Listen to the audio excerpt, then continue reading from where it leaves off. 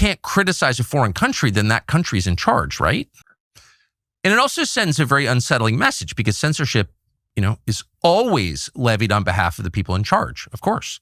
The people with the power are the only ones who ever pass laws telling you can't criticize them. I've never been the guy who runs around saying Israel runs the United States. It's an overstatement, but I certainly don't want to think that. But if you can't criticize a foreign country, then that country's in charge, right? I mean, what other conclusion should I draw?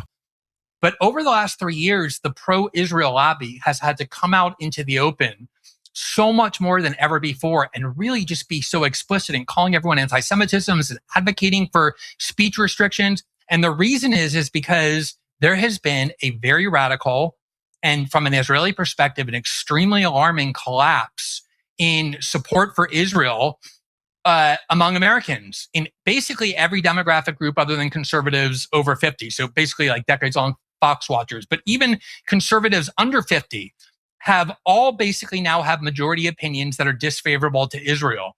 And you see some of what they've been trying to do in response. Larry Ellison tried to buy TikTok, which was one of the perceived sources where so many people were hearing about anti-Israel criticism. So they pried it out of the hands of the owners and put it into Larry Ellison's hand. You see the Ellison family buying CBS and News and putting Barry Weiss there. And I think the same is true with this very brazen attempt that they wouldn't have done before. So out in the open, try and censor American speech for Israel, but it's because they feel panic. They're in panic. It's kind of a desperation.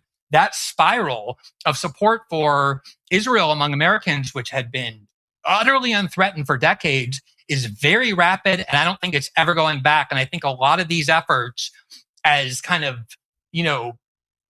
just obvious and with such a high potential for backlash, are being pursued anyway because they're just desperate about trying to find some way to reverse that public opinion trend in the United States.